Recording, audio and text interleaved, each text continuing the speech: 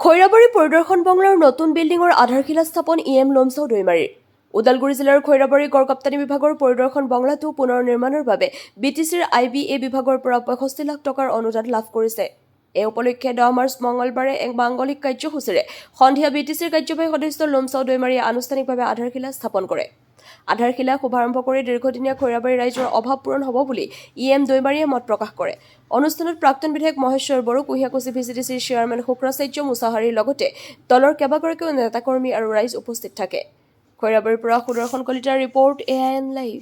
আজি খৈৰাবাৰী IBA আমাৰ inspection bungalow ইয়াৰ কাৰণে BTC ফালৰ পৰা 59 লাখ ইয়াত দিয়া হৈছে আৰু গ্ৰাউণ্ডটো আমি বনাম এইটো প্ৰথমে, তাৰপিছত G+1-2 বনাই সেইটো পিছৰ কথা, কিন্তু প্ৰথমে গ্ৰাউণ্ডটো আমি বনাম।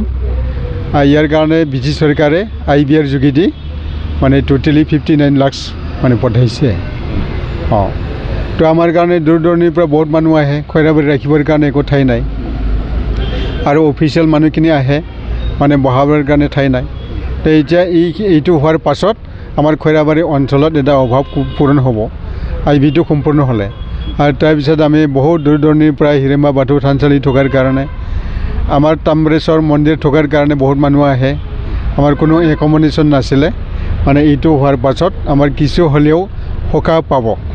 গতিকে আজি IBAৰ পৰা আমাৰ BT চৰকাৰে যিখিনি টকা পঠাইছে সম্পূৰ্ণ যাতে ভালকৈ ব্যৱহাৰ হয়, যিজনে পাইছে এলটমেণ্ট তেওঁ যাতে ভাল কাম কৰে তাৰ কাৰণে এটা অনুৰোধ থাকিল।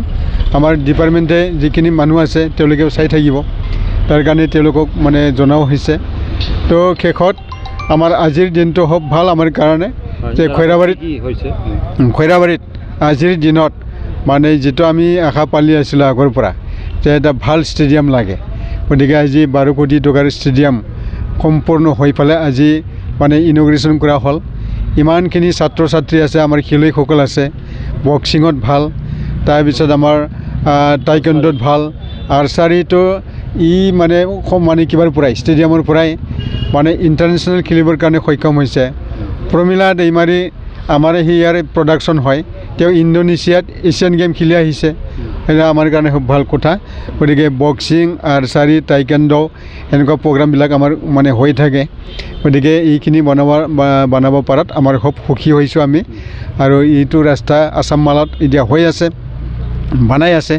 তাৰপিছত ভৱিষ্যত যিখিনি আমাৰ সমস্যা থাকি গৈছে, কলেজ আকৌ অলপ বনাব লাগিব আকৌ আমাৰ, বহুত ছাত্ৰ ছাত্ৰী হয় সেইবিলাক আছে।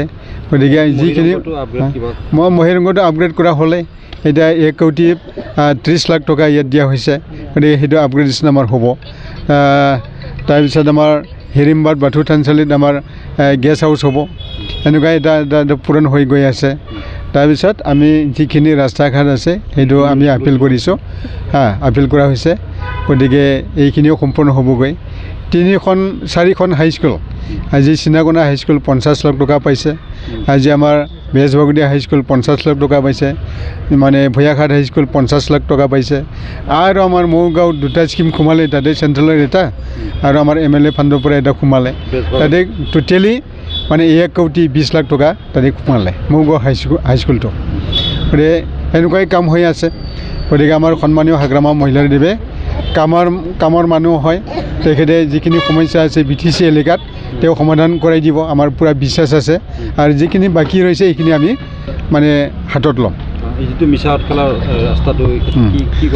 তো আমাৰ এতিয়া মিছাত খোলা ৰাস্তাটো সন্মানীয় হাগ্ৰামা মহিলাদেৱে তেখেতে নেক্সট বাৰ আছাম মালাত মানে সোমাই দিবৰ কাৰণে তেখেতে ৰাস্তাৰ নামটো লৈ গৈছে। যিকোনো খবৰ আৰু বিজ্ঞাপনৰ বাবে যোগাযোগ কৰক 7896121996।